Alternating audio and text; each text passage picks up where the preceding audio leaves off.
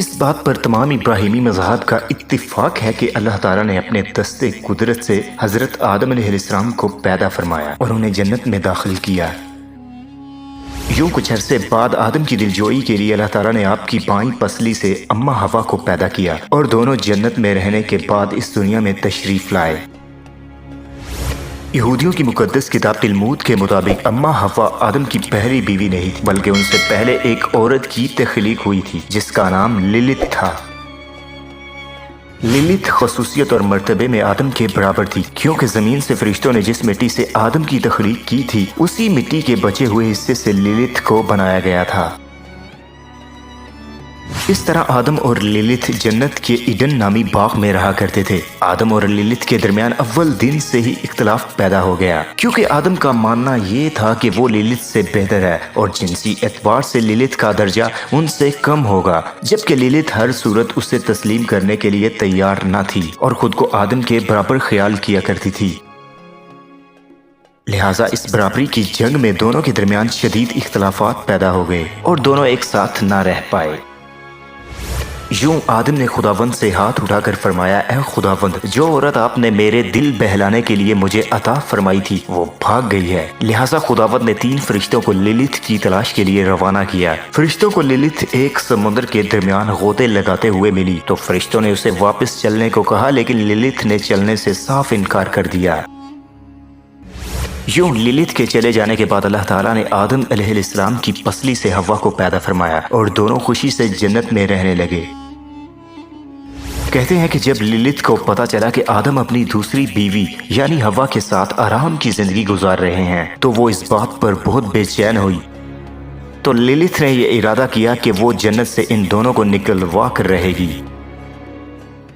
لہٰذا اس نے ابلیس کے ساتھ معاہدہ کر لیا اور اس کا حکم مان کر ایک سانپ کا روپ دھار کر جنت میں داخل ہوئی۔ وہ سیدھا حوا کے پاس گئی اور اسے بہکایا کہ اگر وہ ایک خاص قسم کے درخت کا پھل کھائے گی تو ہمیشہ زندہ اور نوجوان رہے گی، اور یہ وہی درخت تھا جس کو کھانے سے آدم کو اللہ تعالیٰ نے سختی سے منع کیا تھا، مگر للت کی باتوں میں آ کر حوا نے اس درخت کے سارے پھلوں کو کھا لیا اور آدم کو بھی کھلایا۔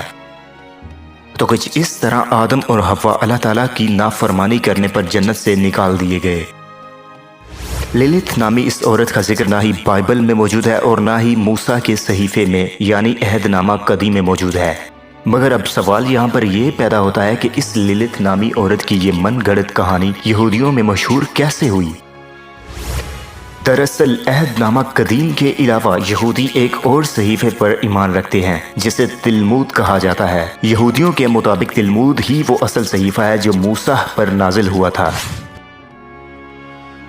تاریخ کے مطالعے سے یہ پتہ چلتا ہے کہ جب بخت نصر نے یروشلم پر حملہ کیا تو اس نے اس شہر کو تباہ کرنے کے بعد تمام یہودی علماء اور صالحین کو غلام بنا کر اپنے ساتھ بابل لے گیا۔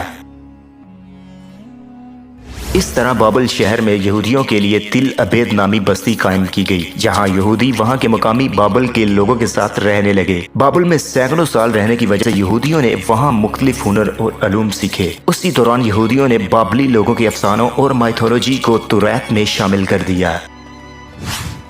سمیری اور بابلی کتابوں میں اس وقت للتھوں نامی چڑیل عورت کی کہانی مشہور تھی، جو 2 پروں والی ایک شیطانی بدروح تھی اور رات کو بچوں اور مردوں پر حملہ کیا کرتی تھی۔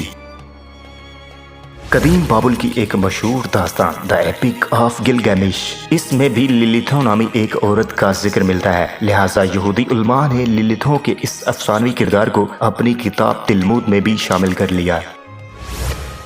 اس میں کوئی شک نہیں کہ للت سے جڑی یہ تمام باتیں اور قصے یہ سبھی افسانوی اور من گھڑت کہانیاں ہیں، اور آج تک بھی یہودی للت کو ہی حضرت آدم کی پہلی بیوی تصور کرتے ہیں۔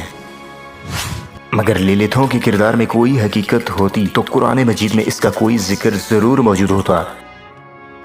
قرآن مجید اس موضوع پر صاف نظریہ پیش کرتا ہے کہ پہلے آدم کی تخلیق ہوئی اور بعد میں بی بی حوا کی۔